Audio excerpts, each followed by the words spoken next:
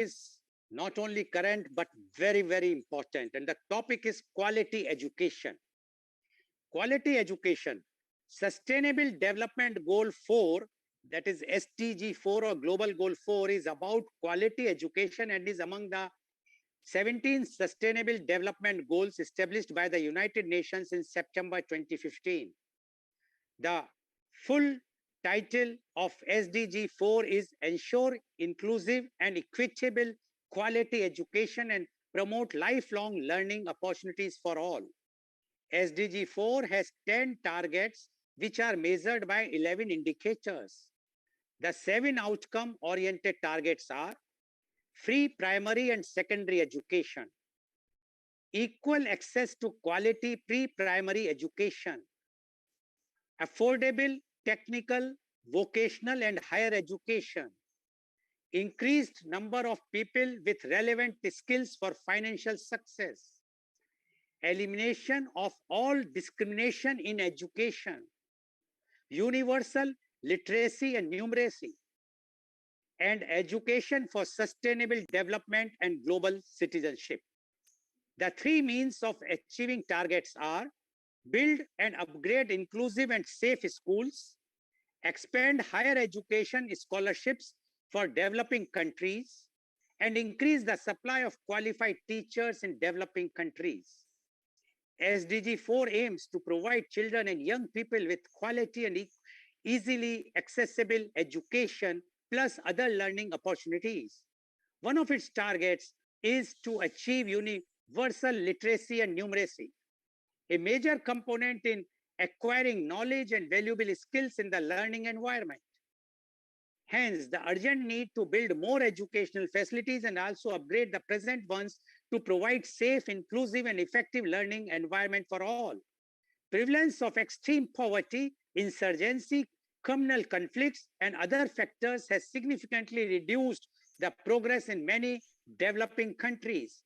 Children from poor households have a higher possibility of dropping out of schools than their counterparts from rich backgrounds. Disparities between rural and urban areas still remain high. Poor quality education is leading to poor learning outcomes in India, ultimately pushing children out of the education system and leaving them vulnerable to child labor, abuse, and violence.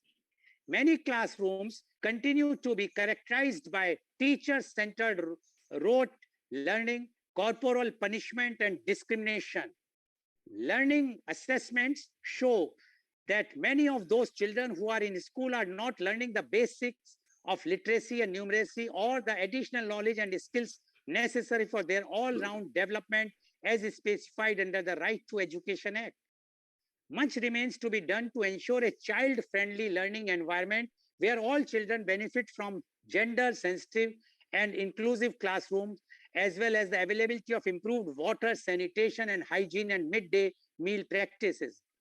Every girl and boy in India has the fundamental right to quality education, and education one that helps them to acquire basic literacy and numeracy, enjoy learning without fear, and feel valued and included irrespective of where they come from.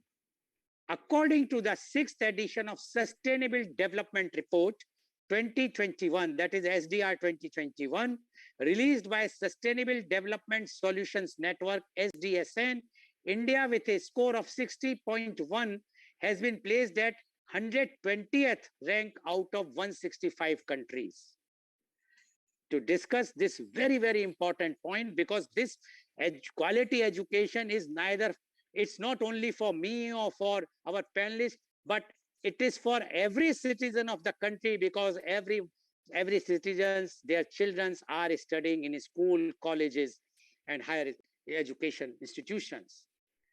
So to discuss this very, very important point, we have a very elite, knowledgeable, those who have vast experience as an educator or in the corporate field, and those who have seen this very closely, the improvement or the decline of quality education in India.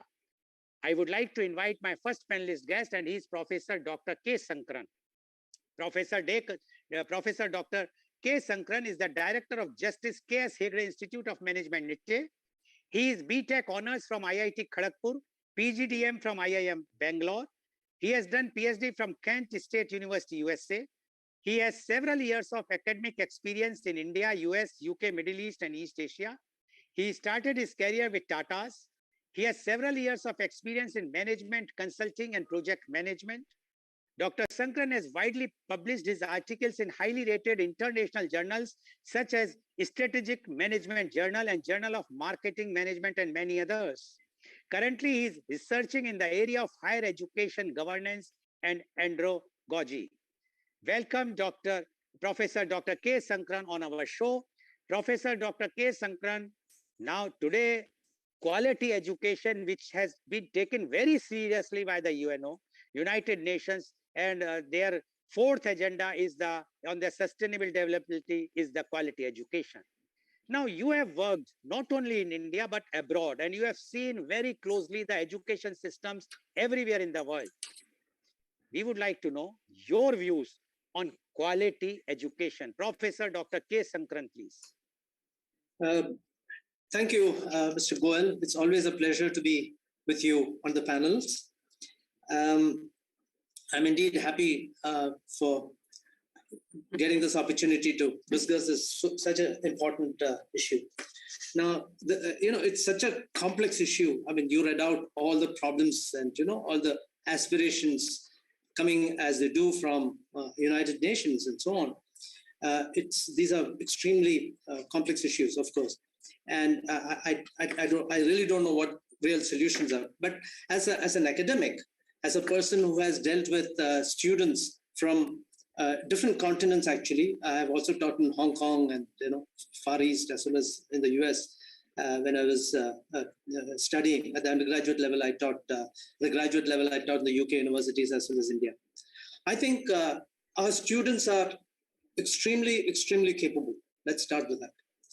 And I think that capability is not restricted to cities. It's there also in the smaller areas. Now, I'm talking about higher education, particularly at the master's level. But I know that these people have come from this, school and undergraduate levels. And obviously, some of these capabilities are definitely developed early in their education. Now, the problem with us is that we are impatient as a country. So we took education to mean something like a mass production. And what really happened in our country, maybe that was good for the first 70 years, but now there needs to be a change. We gave a lot of importance, according to what I think, in higher education when it came to professional education. Now, what this has generated is a few things, and I'm going to be critical about what's happening, not because we have not achieved, but I'm saying the potential is so much more, and it's time we actually asked whether we did all these things right. First is the regulatory overburden that we face. As head of Justice K.S. Hegde Institute of Management, one day I was just sitting and counting the number of organizations that are sitting on me. There are 8 of them at different levels. And myself and my colleagues spend enormous amount of time in, just filling forms. It's amazing how much time is lost. Now, if you were to go by, Sri Aurobindo's idea of Chadurvyuha, of tendencies of people, we are knowledge keepers at the highest level. And it's extremely important that we do self-order. And self-order means having a sense of responsibility and also have a sense of accountability and also have the wherewithal to handle knowledge for what it is. So I don't think in our country we have had enough discussion on, the philosophy of knowledge, philosophy of science. We're too impatient. So we give too much importance to those professions which have SOPs in a way. I would call, with due respect, I'm saying, whether it's law or whether it's the medicine or whether it is accounting, to some extent engineering and management. And engineering and management, a chartered engineer is a professional thing. Management is really not a profession unless, he's part of a quality systems and so on. So we give so much importance to these standard operating procedures that we think we can achieve nirvana by following standard operating procedure. The whole idea of the academy is to critique, and I've seen this happening in US and UK universities where I have worked and studied. So this regulatory overburden is like trying to discipline people to become knowledge people. That never happens. An average person in India spends so much more time on administration, including filling up forms for different accreditation agencies. We don't understand is what is process versus content also. That's a very big issue. I mean, these things have to be written up about and so on. So regulatory thing. And the second thing about professional, we think professional education can be applied to humanities. I cannot improve myself as a thinker if I go for professions. Professions are not the answer to it.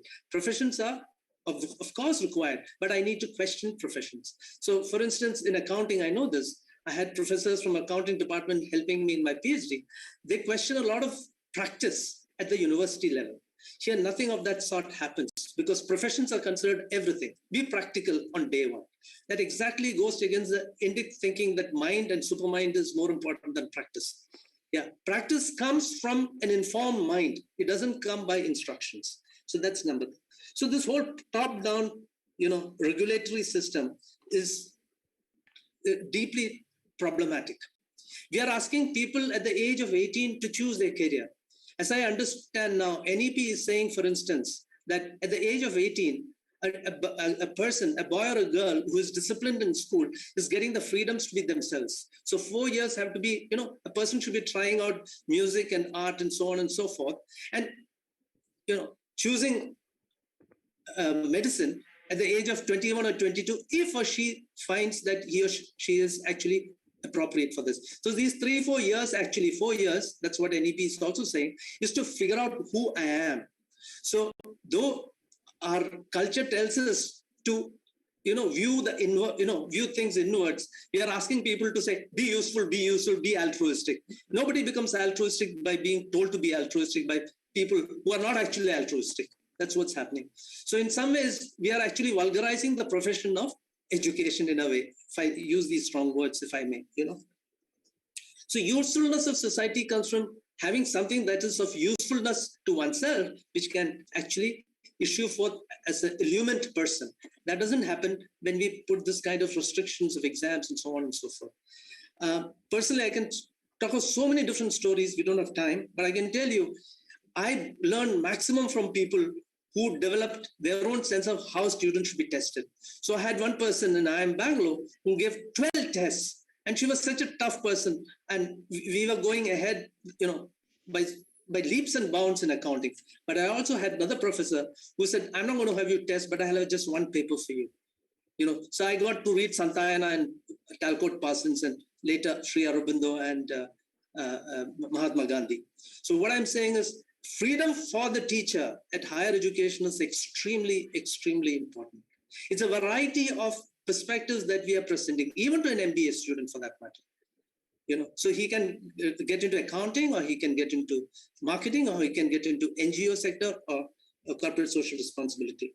This factory orientation and thinking that, formulator and implementer, I'm trying to be as fast as possible. Formulator and implementator could be different, is deeply troubling, especially for the thought keepers. I wouldn't say the same thing about, a factory. In a factory, you have to follow standard operating procedures because there are implications if you make mistakes.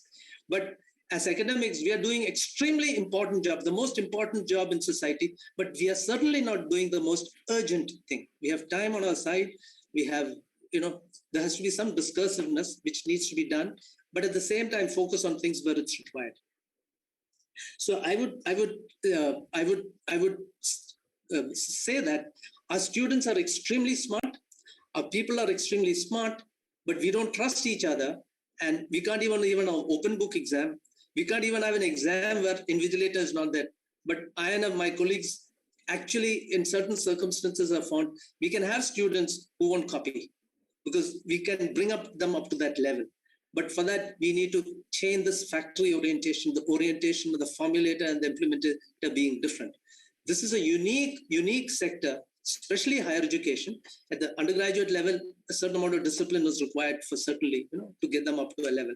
But undergraduate level education, I think, is deeply problematic.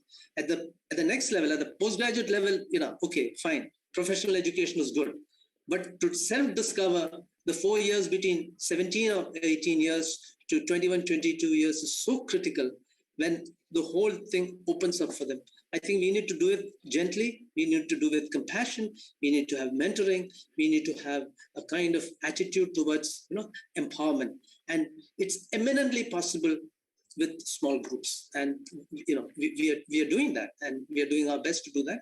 But the systems don't allow, because most of the time we are trying to satisfy somebody up there. So I'm really deeply troubled by even ranking. In the West, ranking is not done by government organizations. Ranking is done by popular magazines. They're fine. You look at 10 of them and see which is better. You can kind of talk about them. But there are nuanced ways of doing things, and the nuances are completely missing in this one-fits-all regulatory, kind of system. The credits are not given importance. We have a lot of problems. If I could just give two points, do I have time? Yes. Very good, very at the very down to earth level. We talk about, for instance, I'm just giving you the problems. We talk about grading system on letter grading. Now, letter grading is essentially saying that my least count cannot be 1 in 100. I can only have least count, let's say 1 in 5. If I have got A, B, C, D, F grading, or if I have a 10-point scale, I'm saying my least count is 1 in 10. And how many of us in the university system in India kind of accept if a young faculty comes and says, my least count is 1 in 10, whatever the system allows me, but we tell them to do it in 1 in 100 and then convert it to, letter grades. Now you ask, why do you have this then? You've just given marks. There's no answer because somebody else is doing. So we've become such great copycats that we are not thinking through things. We want technology, but we are not willing to be patient with science. We want public policy, but we are not willing to be patient with social science thinking, humanities thinking. And if there has to be any cultural congruence, it has to start with fundamentals. So I've become a advocate for indigenous thinking. It doesn't matter whether it's Indic or whether it's Native American thinking. They are also going that way today. So that's one. Second thing is, how many of us know that this whole idea of accreditation is different from inspection? Accreditation requires some kind of some kind of mentoring. It happens after 10 years of mentoring by somebody who's very senior, who really wants this mentored institution to do well. And you have a visiting team at the end who is in tension, structural tension, typically the way the West do these, institutional stuff, like the tension between legislature, executive, and judiciary. Same kind of tension exists between the visiting team and the mentor. Mentor is a very, very strong guy because he's a very well-known guy in the industry, in the teaching profession. Does it happen in our country? So we don't have accreditation, we have inspection. I have written about this. And fortunately, some people at the very, very high level in our country actually have listened to these things and, give credence to some of these points. So apolitical, intellectual abilities have to get grown, but that doesn't mean that we'll become impractical. So particularly in India, a superior mind doesn't mean equivocality in decision making. Very interesting it is. For the West, there has to be a congruence between action and thought. In India, our thinking is that I want to reach God. It may not happen in my life. I can have plenty of time. And still I can be equivocal because I'm saying that I'm not cocky about my decision. So we have everything here, which is fundamentally right, but everything is done as slaves. So mentally, I think we are still slavish. We still can't match any of those, processes that are there in, at least in social sciences, I know, management, I know, despite such enormous amount of expenditure in some institutions. So this morning I was talking about, how the judges are wrapped, gave a knuckle on IIT about them being wooden. I don't know what exactly that means fully, but I kind of sense that we need to have educators being a little, easy on students and actually sense their depth. And Indian students, they don't listen to you, but they have this jugaad thing, that's what I've seen after having taught in, Far East as well as the West. They have the ability to solve problems in a politically very, very interesting way. And if we can channel them to ethical decision-making and get them to do those things without strings attached and without power coming in the way of who is given importance and so on, They can solve world's problems very, very interestingly. And I think that's what we should try and do. So the older people with structures and power have to just come aside and get to create systems where youngsters can actually blossom and lead from behind, not from front. Americans' idea of leadership, of leading from the front, comes from infantry. You're taking the fire on day one. All the military stuff have brought about the management concepts. I'm talking about management now. But in India, it's about, it's about spiritual leadership. The leadership comes from behind. When youngsters, our juniors should say, I can do without this guy, and then you're successful. But when you're not there, you realize, my God, there's something that this guy is doing. It's unseen. So we need to redefine leadership processes. We need to do institutional things. I mean, so many things come to my mind. I mean, it's just amazing. I mean, West organizations are all about, transactional between people, utility maximized. But in India, organizations they have their own identity. So it's like nationalism, for instance. So at different levels, we'll be so loyal that we are willing to give up things. That's why you find, during accidents, who comes to help, for instance, in our country? It is not the organized people, institutions that sent. It's happening to some extent now, which is good. We have, disaster management people, with due respect to all of the people. But if at all they are doing great, 70% comes from the inner drive, that dharma. And that dharma cannot be defined by somebody else. Every person has to define, and we have to, her own dharma. And we have to help our students do that. That requires a very great, process of combining the head and the heart and the hands, the cognitive, the affective, and the kinesthetic. We can do that because we have it in us, but then we need to just leave it for people to do things themselves. And self-order and so on is so important. We need to have a discussion on this. So I'll stop with this. Okay, Thank you so much for this opportunity. Thank you, Dr. Sankran. And Dr. Sankran started his talk today by saying the Indian students are very capable. They can solve anything. They can grasp anything. But so much regulatory. And he said, he used some very, very strong words. And he says that those educators, those high thinkers, they are working as a slave. They are working for filling the forms, administrative works, while they were supposed to be teaching or guiding or mentoring the students. They were just doing the work, which even without any disrespect, a clerical job they are doing, just filling the forms. So he says the more freedom to be given to the institutions if you require quality education. But if it will be that you have to do with the same stick with everyone, then it is very, very difficult to get the potential out of it. And let the teachers, the educators, to be left alone. They will decide how to teach, not the some regulations that you have to do this thing and these are the topics and these are the subjects you have to, which is not there. People have to think, let them think, let the students will think. But if you have fixed thing everywhere, then it is very, very difficult to obtain the quality education. And he has mentioned how even some accident occurs, how much reaction we have seen in India. People are not going to even help. That we have seen even on the roads also, because people were too much controlled. We have lost our inner voice.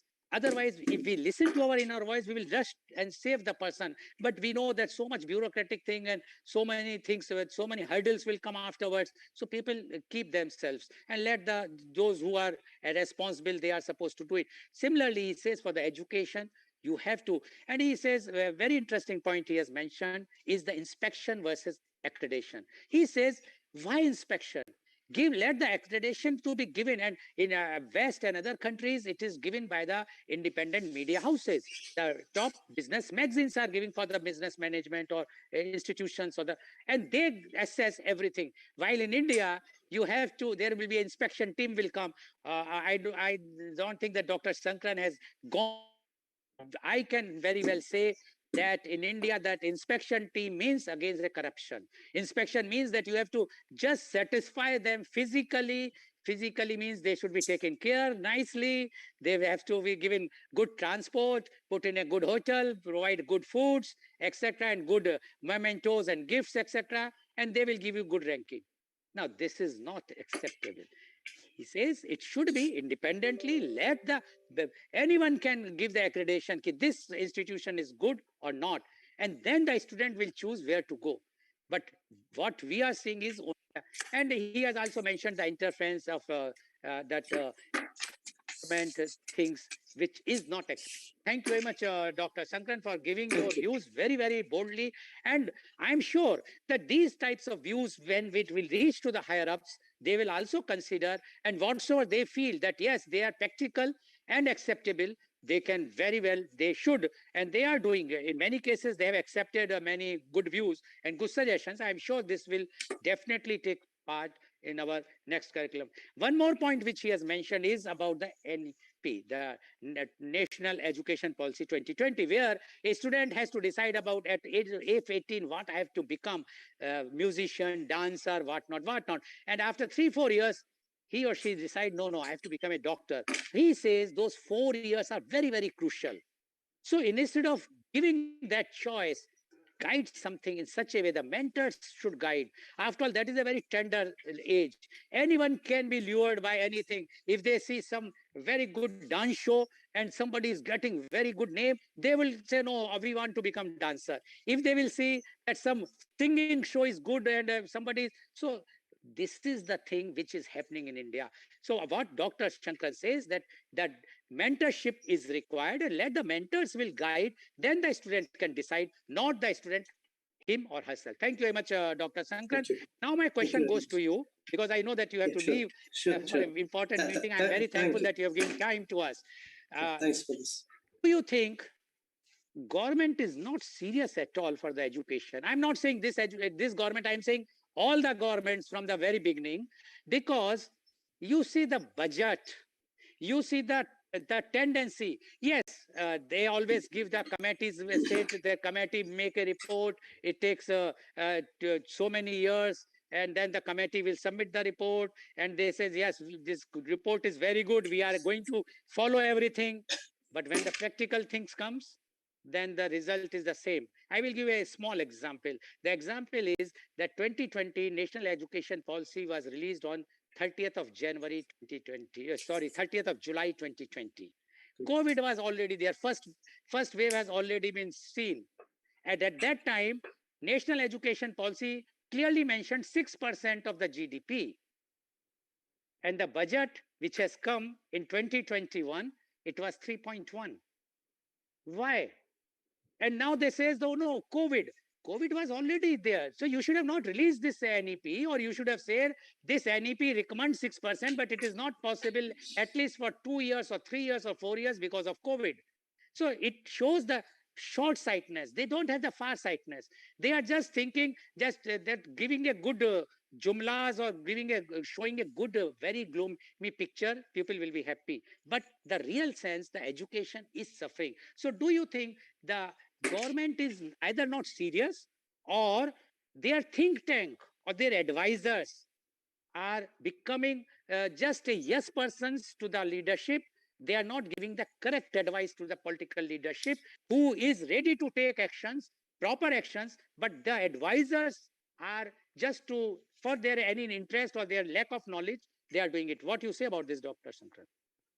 Well, I really don't know what happens in the policy corridors, but I do know one thing. Knowledge is, if you want to be a knowledge person, you have to be happy by being alone. Because you have the freedom to say what you want, so long as it doesn't hurt anybody. So as an academic, I have realized that being able to write about things, which fortunately this country allows us to do, without hurting a person or an institution, is uniquely the ability of an academic. Because you're saying, I'm part of the system and we need to improve in this.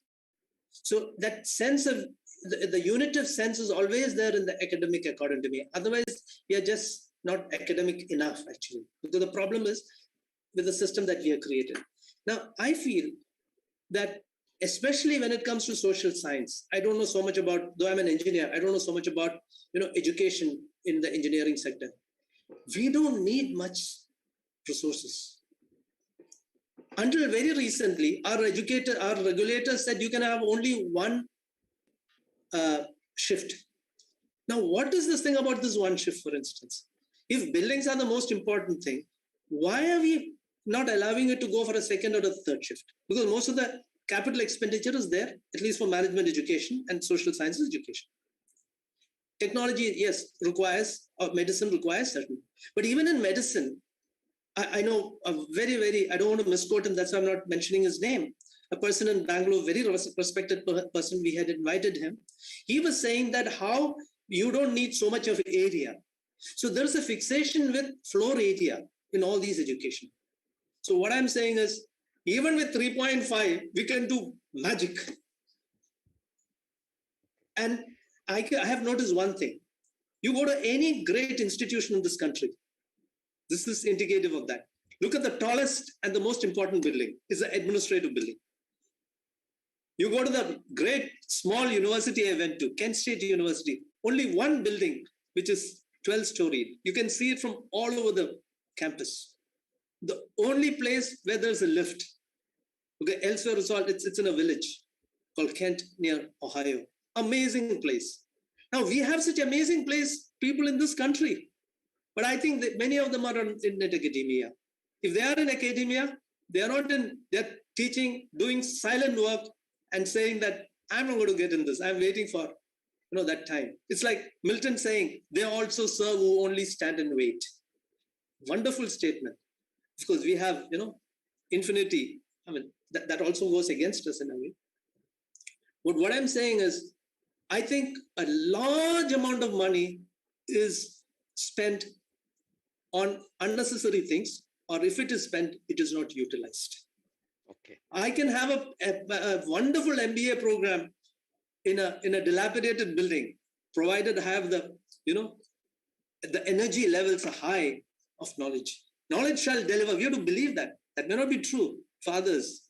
I think about knowledge keepers, power keepers, money keepers, and service keepers. Okay. Sri Aurobindo says the same thing. I mean, great. I got the whole idea from him actually. By temperament. So those people who have the knowledge temperament can do with a shack. And I have seen this elsewhere.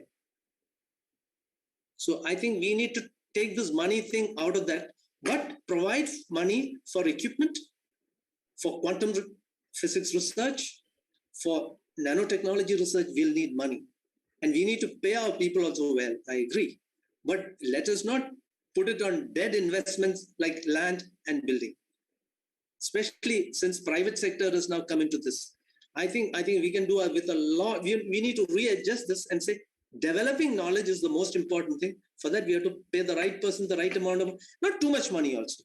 Because as an academic, I know that I can't get what industry gives. I was in industry 3 times, but I have the freedoms. So I can put Adam Smith on one side and Karl Marx on side and read these things, So that's the mix that we have. Now, so that's one more question before you leave is that because I have, as you rightly said about the wastage of money on unnecessary things, I have seen Imperial College London, how huge library is there. And their administrative part is very small. I have seen the University of Florida, very small rooms for the administrators, but huge library and huge things, all the things for the students. Now, my question to you is, do you think the poor infrastructure, forget about the administrative building in the rural area or class tier 3, tier 4, tier 5 cities where they don't have proper buildings? And if we go to the villages, I'm talking of not higher education, I'm just coming towards the basic education also, primary education. They don't have in the rooms, proper rooms. In night, they are using the cow shed. Morning, they are using the classes. What quality education we will be able to provide if we don't have that infrastructure? What you say about this, Dr. Shankaran? Yes, sir. I mean, I think government schools require infrastructure. So this money that is being spent, I think should be diverted to, creating the atmosphere for our young children. I really think so. And but and have three shifts in these institutions. Let there be facilities for travel, all that. We have to make our cities and other places safer, so that our students, including girls, can travel in the night, and let them come at 1 o'clock. Instead, we say come at 9, leave at 5. So we are basically thinking by spending their time, they will. It doesn't happen through that osmosis. It happens by interaction with people who genuinely care for you. And there are some people, and there are lots of such people in our country who want to be genuine teachers. We are blessed with that, actually, because for us, ideas are so important. The spiritual life. Yes, you are right that even the libraries there were working 24 hours, and the students are sitting there, peer mentorship, discussing with each other, and with all facilities there. Absolutely. And so, one of the professor who came on my show, he says that in our India, the students are going more to the cafeteria than to the library. I said, but there the library itself is having cafeteria inside. All facilities are there. You can have sandwich, you can have everything. Why not in India we should have these facilities? Then the student will spend more time there instead of going back to the hostel or to the house. Absolutely. And discuss. Thank you very much, Dr. Sankar. Thank you. I know that you have to go, but very nice, because this quality education is such an important thing. I know that it cannot cover in one media conference. It requires so many things.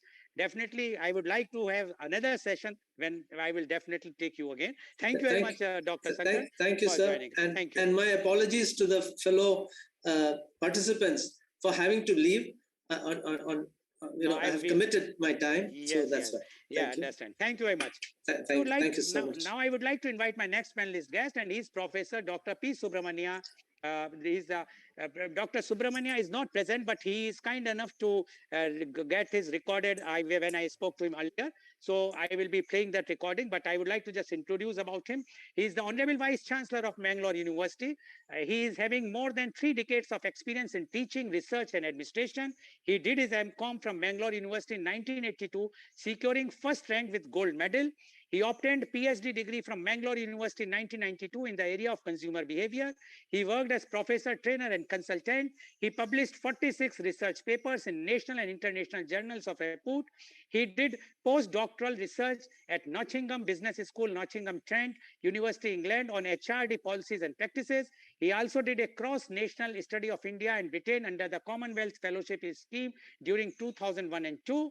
He received an international award entitled eLearn International Award 2003 from Scotland, UK for his best research paper on trend and status of corporate e-learning and Indian experience. He also received the prestigious Devang Mehta National Award for Best Teacher in Human Resource Management in November 2009.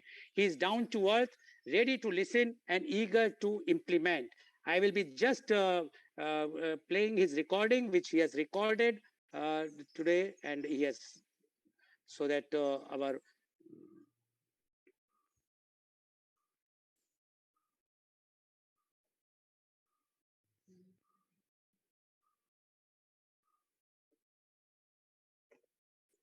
I think some I will check his recording afterwards. I think some technical hitch is there, so we will set right.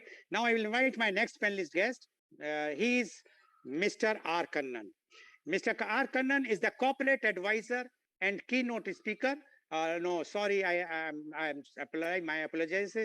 I think the next speaker is Dr. Priya Solomon. I would like to invite Dr. Priya Solomon. She is an associate professor and in the Faculty of Management Studies at MIT University, Noida. She has more than 25 years of experience in academics and related administrative work. She completed her doctorate degree from Allahabad University. She possesses a flair and passion for working on accreditation process and has actively worked on designing of management curriculum as well as e-content development. She is involved in outcome planning and implementation process since 2014. She has publications in journals of repute, including ABDC journals, and is a reviewer of international Scopus indexed research journals. She is guiding and supervising research scholars in the field of management finance area for their PhD thesis writing and award of degree. She has been invited as keynote speakers and session chair at international conferences by management institutions of repute.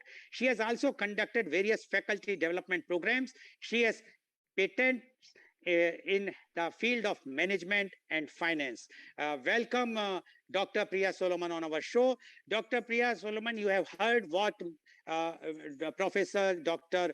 Sankran has spoken, and he is very categorically saying that the freedom has not been given to the educator. Everything is controlled by the bureaucracy or the bureaucratic system, and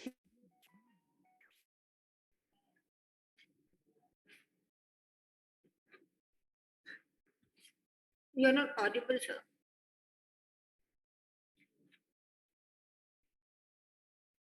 Dr. Solomon, can you hear me? Yes. Okay. So Dr. Solomon, and he is very clear, and you are being associated with the accreditation system yourself.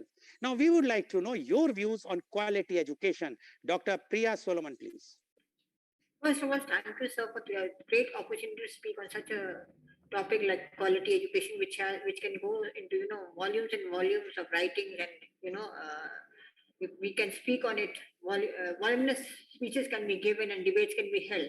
But I will try to touch on three dimensions, which I think so are the key to this achievement of this UN Sustainable Goal, which is number 4, and which is very pertinent to the achievement of all other UN Sustainable Goals. I would like to start with the words of Swami Vivekananda ji. He said he defined education as a manifestation of the divine perfection already existing in man. That is, education only helps us to become more perfect. It brings out the potential in a human, in an individual, and it helps us to become an asset for the country, an asset for ourselves, and asset for the family in which we live, and the society in which we are. So, in other words, when the UN has given us the sustainable goal, we must look at the three dimensions. There are a lot of regulations, there are a lot of guidelines being formulated by states, countries, but we must not forget in this matrix of regulations and guidelines and formulations and accreditations, the basic three dimensions. First, which dimension which I would like to stress is on the inclusiveness and equity for all in education, which means not only making the education fundamental right of all. Education for all was there, and we as Indians also in India also we have been fostering primary education as a basic human right of every child. But now the focus should be on accessibility, and more so when the COVID was, at its peak, when schools and colleges shut down, all of a sudden lockdowns were there. Colleges, universities, schools tried to shift onto the online platform. It became difficult for some families to afford even a laptop, even a mobile smartphone. So we should think of ways of creating an environment that can sustain this education, this literacy, drive to make literacy available to all. So we should try to reduce this digital divide also. We are talking about the FIT approach, financing, innovation, and technology approach. So why not think of also reducing this digital divide? People found it very, very difficult to sustain their children. Some people withdrew because the income streams diminished, or people they lost the dear ones, the earning members in the families, and the children in the family could not afford to go to schools. So that is the sadness of things, that we are talking of sustainable goals at national level, at the global level, but let us go down to the grassroots level. Let us talk of cultivating an environment that sustains that literacy drive, that drive to educate each and every child, each and every person who has a potential to learn and become an asset, a resource for the country. Next dimension which I would like to stress on, which we are, forgetting in this vast maze of, our steps taken in, hurry scurry to, just get to figures, get to statistics, achieve certain targets, is that education has to be outcome oriented. When I talk of outcome oriented education, I'm talking of choice-based education. Education which achieves its outcome in terms of the learning objectives, which are smart, which are measurable, which are achievable, which can be seen by the attainment levels of the child, not the attainment levels of the teacher. How many schools have how many children? How many are retained? What is the qualification of the faculty does matter, but it is a child-centric. It is a scholar-centric. What does he achieve at the end? Does he have the skill set? Has the mindset been changed?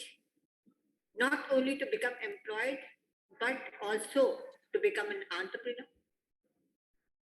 Has the employability increase of that student, be it at any level, be it any level? It could be technical education, it could be vocational education, it could be university education. So when we talk of inclusiveness, we talk right from the child education, from the pre-primary stage. But as we go up, we should focus more and more outcome. Multidisciplinary. My first panelist on the show said that if the student has an inclination for other disciplines, he may be an engineering student, give him the freedom. Let him pursue that also.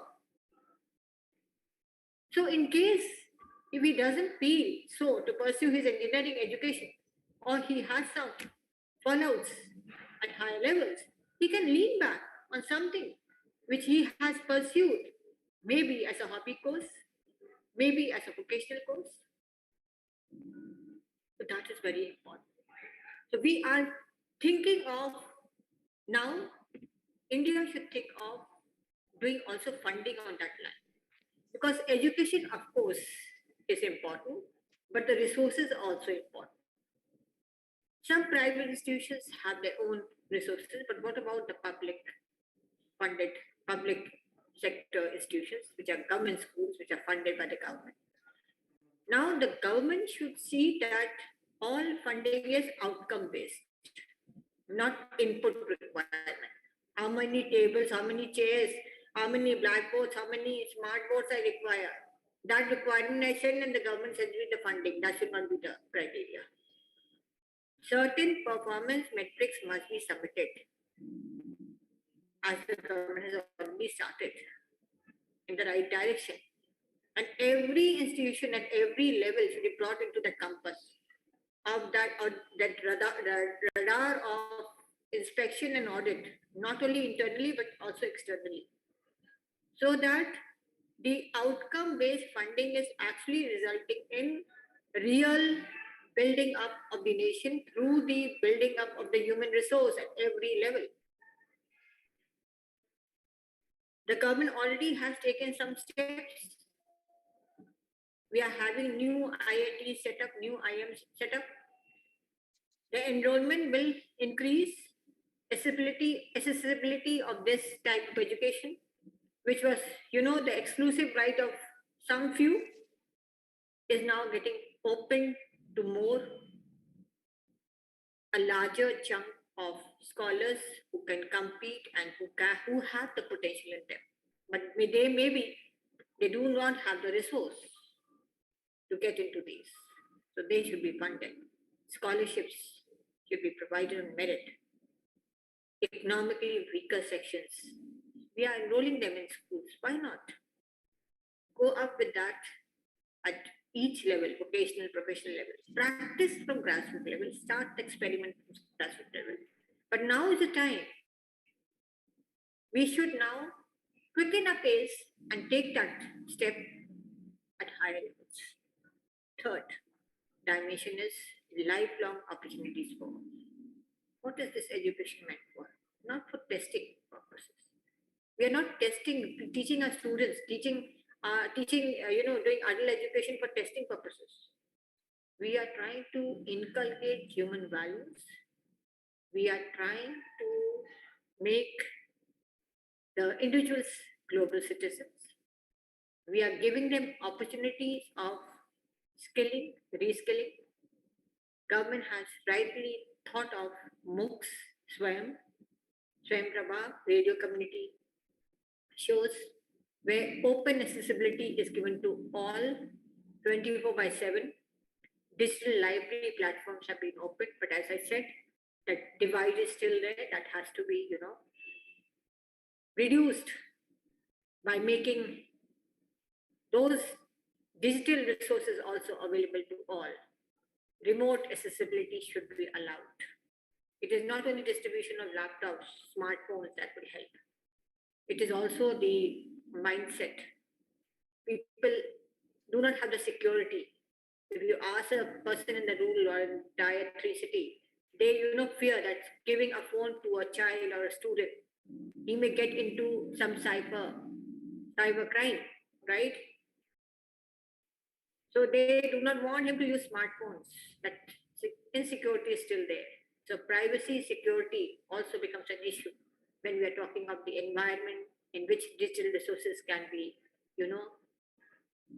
made open and accessible for all, and for all means at all ages, and even those who have never used a smartphone before, right? So I'm talking of now what needs to be done is we must have an application-oriented learning. We must include in our curriculum happiness, mindfulness, design thinking. It is not just becoming, ICT friendly. It is also taking one step ahead and redesigning our whole curriculum in order to make our individuals, our students, our adults better citizens, and not only better citizens for India, but better ambassadors for the Indian subcontinent, and also help them to learn and respect their own culture, respect gender diversity, and also help them to become entrepreneurs and just not look for employment. They should think of opening their own ventures if the capability is there. Government is there to support them, but they do not have access to it because of lack of information or misinformation. So that is another thing. When I'm talking of making education inclusive, that means inclusive in terms of not only the bookish knowledge, but of all kinds of information which can make them better global citizens. Thank you. Thank you very much, Dr. Priya Solomon, for giving your very, very elaborate and informative views. I'm sure all our viewers are getting very much enlightened today about the quality education. Paucity of time, so I will not like to summarize, but she has given all the views very, very clearly, and so that one can understand what things to be done by the private organizations, by the government, and by the educators, so that the quality education can be imparted. Thank you very much, Dr. Priya Solomon, for giving your views. Now I would like to play the message of what he has sent to us. I will just see if it will work now. Should work.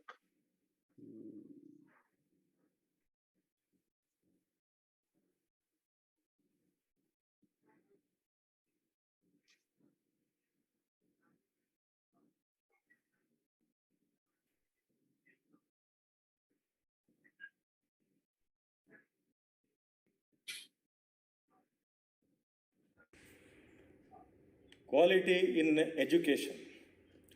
So word quality is made up of 7 letters of English alphabet. So English word quality. Education is made up of 9 letters of English alphabet. So English word education. This 7-letter word quality is being used, overused, misused, and abused all these days. Quality, according to me, it means free from defects or zero error performance.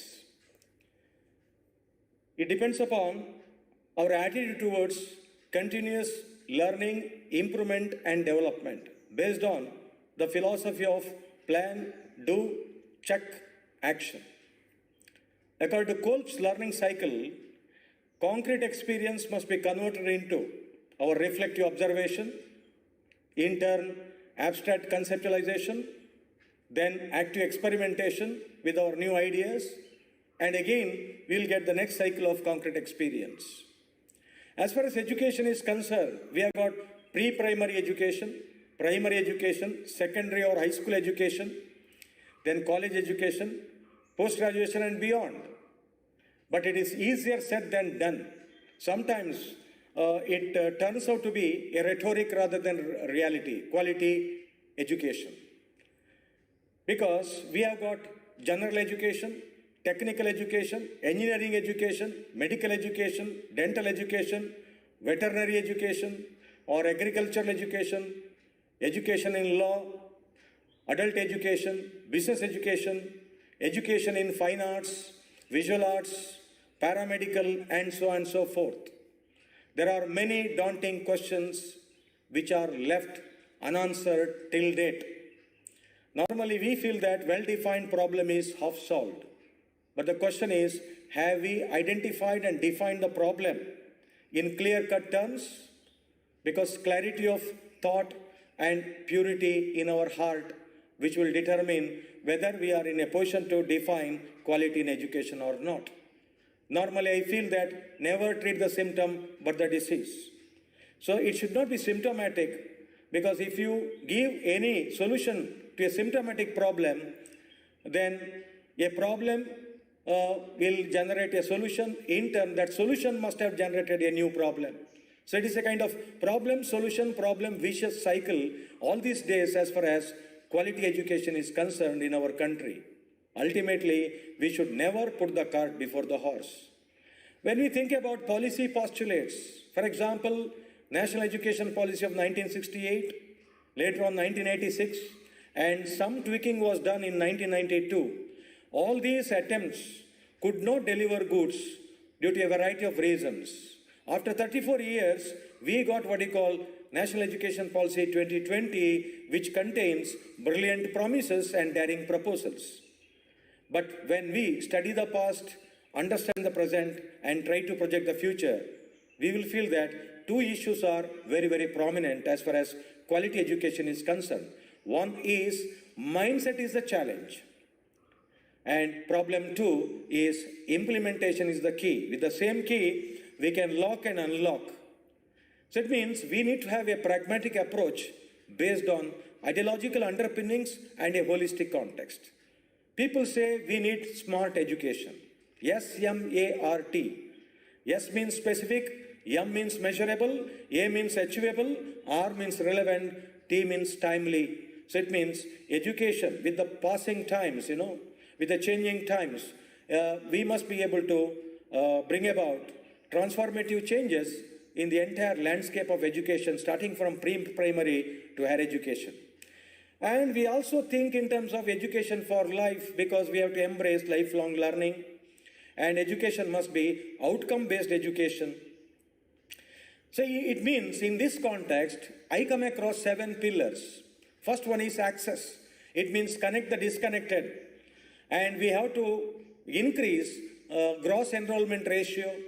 Gross enrollment ratio is measured in terms of enrollment divided by 18 to 23 population multiplied by 100. But as far as this 18 to 23 population segment is concerned, it is gross and not net. Because how many of them are eligible to be enrolled to the higher education? It means graduation and beyond. Therefore, I will always prefer to adopt what we call eligible enrollment ratio. It means enrollment divided by 18-23 population who are eligible to enroll themselves, because they must have completed by then what we call +2. Otherwise, they will not be eligible. Therefore, eligible enrollment ratio is preferable to gross enrollment ratio. According to NEP 2020, we must be able to attain 50% of gross enrollment ratio in the higher education segment by 2035. Then the second pillar is equity. There are two kinds of institutions today: institutions of quality and institutions of equity. For example, we have got central and state universities, institutions of eminence, where you can find what you call institutions of quality. Then private universities, deemed to be universities. When you come across colleges or the college segment, we have got government colleges, private aided colleges, private unaided colleges, and we have got constituent college of the university, then we have got autonomous colleges. Again, location-wise, we have got rural colleges, semi-urban colleges, and urban-centric colleges. And again, as far as accreditation is concerned, a few of them are accredited, while many of them are not yet accredited. Therefore, National Assessment Accreditation Council is encouraging these institutions to come forward for NAAC assessment so that quality in education can be enforced. So it means quality, according to me, the third pillar, it means excellence, not perfection. 70% perfection is enough, never fail to act. The fourth one is affordability. Affordability in education means pricing aspect of higher education in India. It means the fee structure, then the fee concessions for particularly socio-economically disadvantaged group, and staggered payments of the fee, then encouragement through scholarships and education loans. Fifth pillar is autonomy. It means freedom to take decisions. Light but tight regulation is the need of the hour. The sixth pillar is transparency. It means public disclosure of all our activities in the higher education segment. It means no hide and seek business. So it means commercialization of higher education must be countered at any cost so that education will be made available to everyone. As Swami Vivekananda rightly said, if poor cannot go to the education, education must go to the poor. Therefore, transparency in our dealings will assume a lot of significance. The last or the seventh pillar in promoting quality education is accountability. Accountability is nothing but answerability. Buck will stop at that place. No mutual blame game. Therefore, accountability must be honored at a higher price. Quality education is definitely what we say, it is politically wanted, economically useful, socially relevant, and morally defensible. There are several elements as far as promoting quality in education is concerned.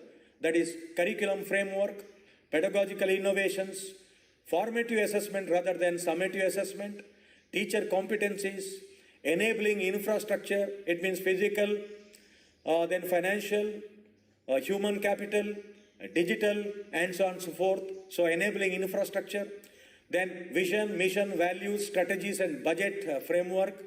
Then finally, the seventh element is the responsive governance. You have to think it over, 10 points, because today, all these years, we focused on education and employment, and employability was put to the back burner. Now, NEP 2020 gives major emphasis to what you call employability. Make our candidates more employable than ever before. Try to enhance their employability quotient. They are qualified, it is not enough. They must also be competent. It means domain-specific application-oriented knowledge, then positive mental attitude, relevant and requisite skill mix, then positive and result-oriented habits, then finally, what you call morally defensible values. There must be industry-academia collaboration. Internationalization of higher education must be encouraged at any cost. The student choice, flexibility, the student learning experiences, and student feedback must be given a lot of importance. Then we must be able to identify and define graduate attributes and attainment of these attributes and graduate profile. This is what is required in quality education. Thank you very much for the time and opportunity. So we have heard what the Honorable Vice Chancellor has mentioned, and one point which he has emphasized is the employability is more important than the employment, which Dr. Priya Solomon was also emphasizing, that employability is required, and that is where the quality education plays a very, very important role. Thank you very much, Honorable Vice Chancellor. Now I would like to invite my next panelist guest, and he is Mr. R. Khannan. Mr. Khannan is the corporate advisor and keynote speaker. He is ex-TCS, ICICI Bank and Hinduja Group. Mr. R. Khannan is an expert in finance and strategy with more than 35 years experience, and during his career as a management consultant and as a key member of corporate headquarters in various corporate including TCS and PwC as management consultant, Hinduja Group as VP and head of the strategy, ICICI Infotech as EVP and head of strategy, ICICI Bank Group as EVP strategy. He carried out assignments relating to corporate finance, fundraising, treasury management, strategy formulation and implementation, organization restructuring, corporate performance management, business development, and mergers and acquisitions. He is member of expert committee in FICCI, CII, Bombay Chamber of Commerce and Industry, and Indian Merchants Chamber on committees relating to private equity, industry, economy, banking, transportation, and environment. He is the member of National Task Force on Artificial Intelligence of CII.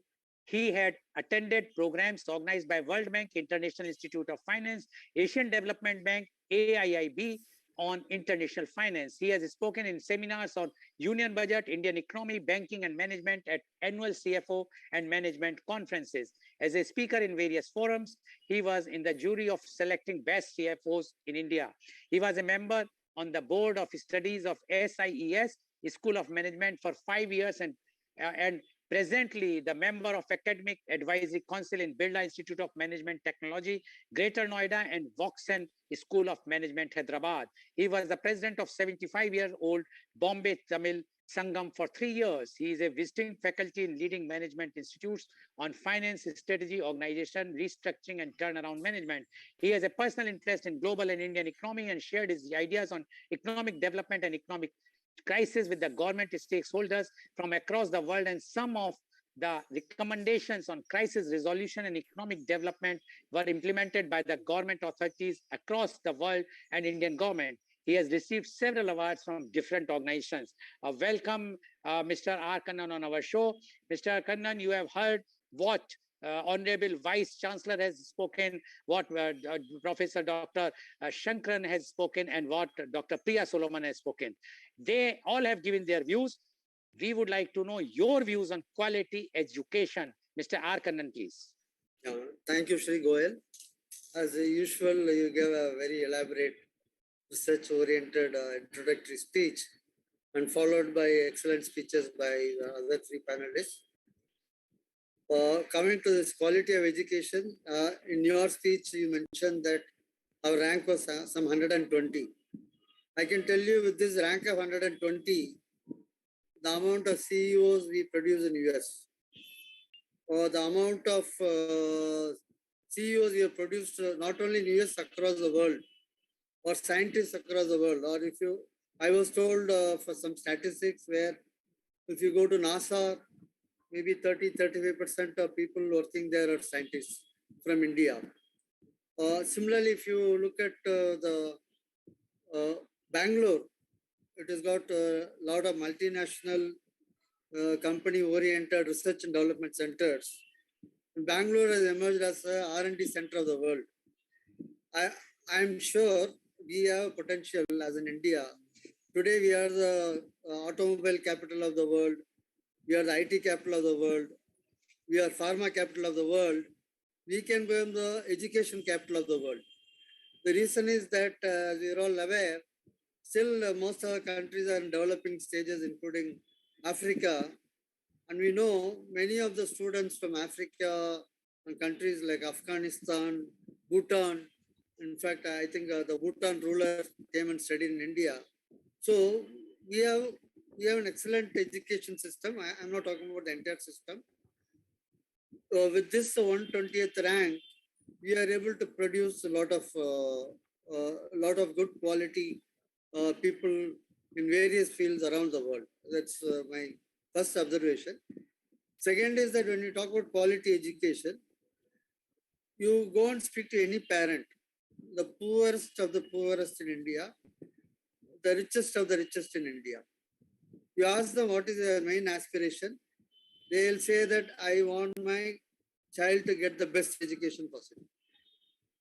So every parent's objective is to get the child to be educated in the best possible way. So that is one of the objectives every family they have. So that is why you must have read, maybe you are motivated to choose this topic after reading the survey of the All India Education Survey, which comes out every year, where they talk about quality of education. If you see, there is a lot of inequality in terms of urban, semi-urban and rural, then rich and poor. Then you go to public institutions and private institutions and coaching classes. So like that, there is a big divide which is there in India as of today. I agree. But it was mentioned in the policy, you raised a question. Government set a target of 6% of GDP as the central contribution towards education. Why this has not happened in this year? You only had that answer with the pandemic. But I'm sure when they set the target of 6%, it was not an immediate target. Maybe they had a 5-year, I'm not sure. Maybe they had 5 years in mind by which it will reach 6%. So as I said, we can emerge as an education capital of the world. Thanks to the pandemic, you must be, and of course you will say that not many people had a smartphone. Even those who had smartphones, not every child had access. All that is there as of today. But now one good news is that government has decided to revive a company like BSNL and MTNL. And BSNL has got a project called BharatNet. I think it is already, I think it has penetrated in more than 100,000 villages or 200,000 villages today. So their objective is to take this BharatNet to almost all villages in India. That is the objective. So when you talk about quality, what happens is that the teaching, it has to start from the primary level. From primary level itself, that is why the government also now, I was reading 3 days ago, Madhya Pradesh has decided to start at the government level, even pre-primary. And similarly, Madhya Pradesh government has decided to convert to 172 Hindi medium schools and English medium schools. This is not only happening in Madhya Pradesh. I think I was reading somewhere, I think it is happening in Mumbai also.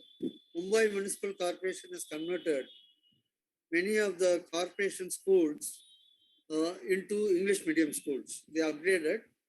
And one good thing is that as a part of CSR, the companies talk about CSR. So as a part of CSR, companies focus on 4 areas. One of the important areas companies focus on education. Then they talk about water. Then they talk about poverty alleviation. So education finds a lot of importance among the companies in terms of their CSR activities. I know many companies, not only in Mumbai, but even in rural areas of Maharashtra, they adopted schools and they are giving instruments like screens and as well as the digital content for classes. So while talking about this quality of education, let us come to a role of various parties. As I already said, even a poor man, I know families where they spend more than 50% of the income on children's education. I know many senior people in Mumbai who are vice presidents and above, their fathers were taxi drivers, they were grocers. So these people, they have come up because their parents put a lot of money there. And of course, the survey says, the survey found that many of these people who are studying in government schools, they went to have a coaching in a coaching institutes. So the number is increasing, indicating that the quality of government schools are poor. I will come to that, how to correct that. So the role of government, now as we emphasize on quality of inputs, quality of content, one of the areas which government has to focus is training the teachers. It's very, very important. And especially after this COVID, we are moving towards a concept of hybrid model, whereby we are going to give education through TV as well as teachers are going to speak. In fact, if you ask me, if the BharatNet project comes up, then the role of a teacher in a rural area should be to put that video, and only when students ask questions, they should answer. So that type of system we have to move towards. And before that, of course, these teachers have to be trained well. I'm not only talking about teachers in rural areas, in schools, even teachers in colleges, they require training. They require continuous training. The concept is there in corporate sector where every employee, whether he is a lowest ranked employee or even if he is a CEO, even a CEO requires a training today in the context of digitalization. So like that, what should happen is that every year there should be a mandate that every teacher in a college, they should go for mandatorily 5 days external training. Now you call it faculty development program. UGC conducts this program. I was a speaker in some of these UGC programs for professors where they came from various states. I was a speaker, I was speaking to them, but this was selected people. But according to me, it should happen to all the teachers, not only just a select few. Where they select some few and they send them for training. It should not be the way. Well, the methodology is changing, new concepts are emerging in education. So even teachers require some kind of training. In fact, this being a teaching profession, according to me, they require at least 10 days of a training every year on the new concepts. It should be mandatory. That's the other one.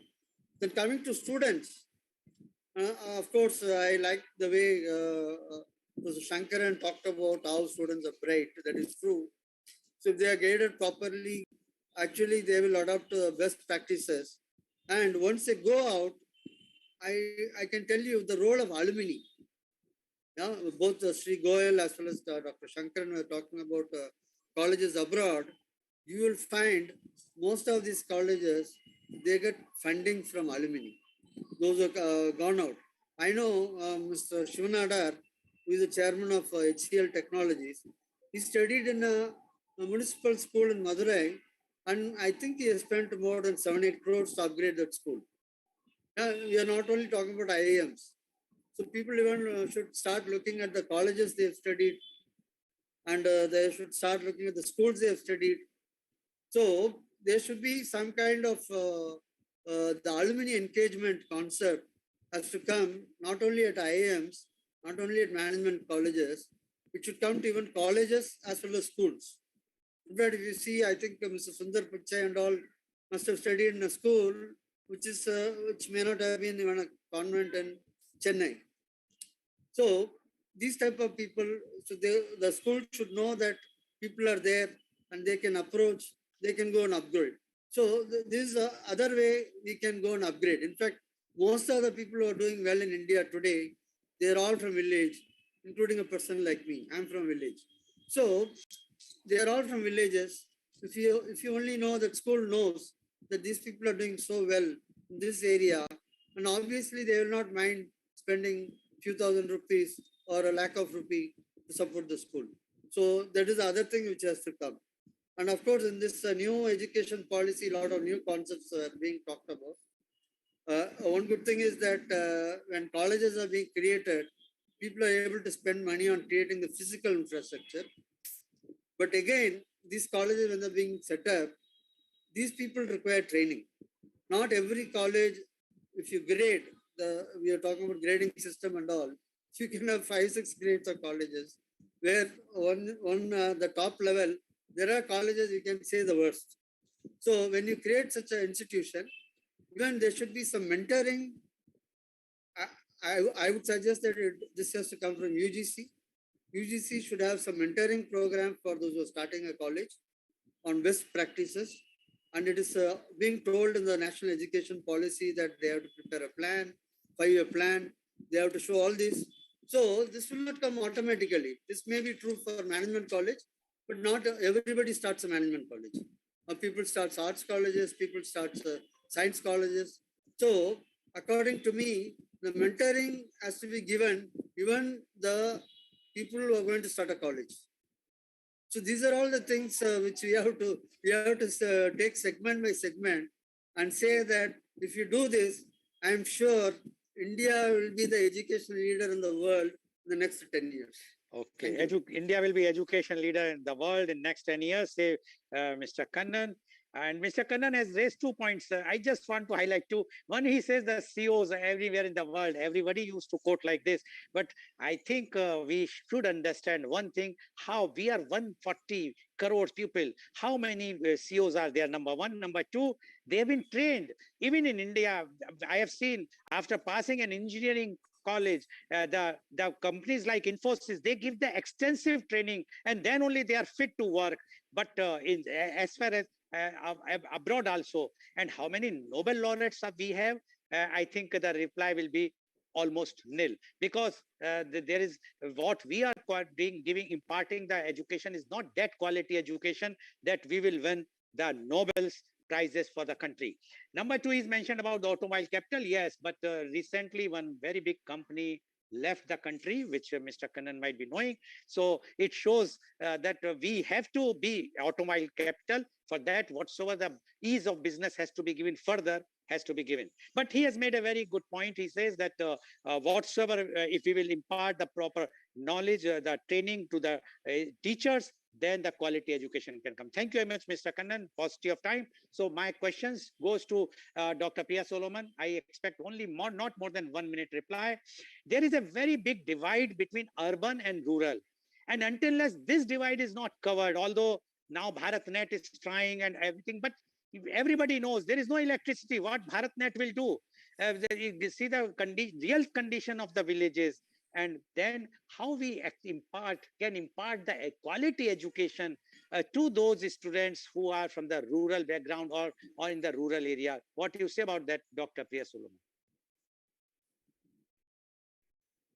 I was also, one day wondering about it, and, one possible solution came to me that why don't we use smart, solar cookers and all that? Why not have smart molds which are energized by solar energy? So something like that. Or some sort of phones which are energized by solar energy or wind energy. And such an innovation can help us to, penetrate even those remote tribal areas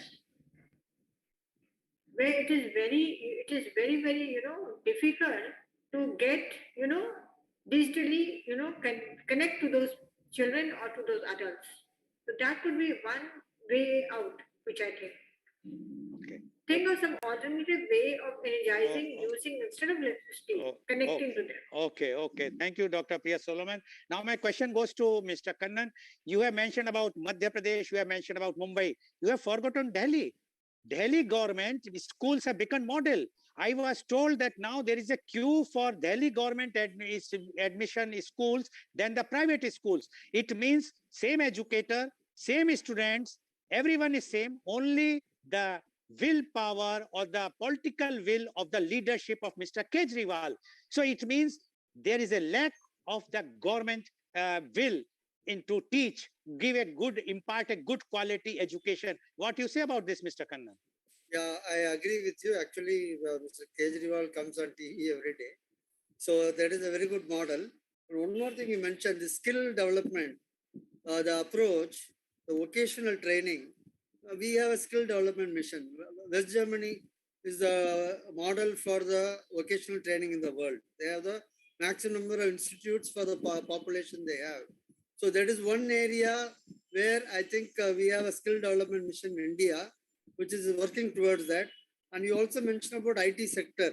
In fact, why India became so popular in the world is due to IT sector. And like Sri Goel mentioned, everyone who enters a company, whether he is a trainee or a CEO, they require training in that company. So they are given training for, in fact, when I joined TCS, even though I was not in software development, I was asked to do software development for 3 months. Okay. So that is how we created the talent pool. So the role of corporations is very great. In fact, there is a program by CAA and FICCI where these corporates are tying up with some 11,000 ITIs in India, why they are tying up with IIT IIMs? Why not they are tying up with the rural schools? That is the biggest problem in India. All the corporates wants to go for the cream of the schools. They are already self-sufficient about themselves. They should go to the rural area. I'm not where the talking about problem- IITs. where- I'm talking about ITIs which are based in rural area. And on your question on your question on rural penetration, Okay. one good thing is that the roads are being laid to all these villages. So even there is no school in a village, so it will be easy for children to move to other villages. Okay. Thank you very much, Mr. Kannan, for giving news. So viewers, you have seen the quality education is required.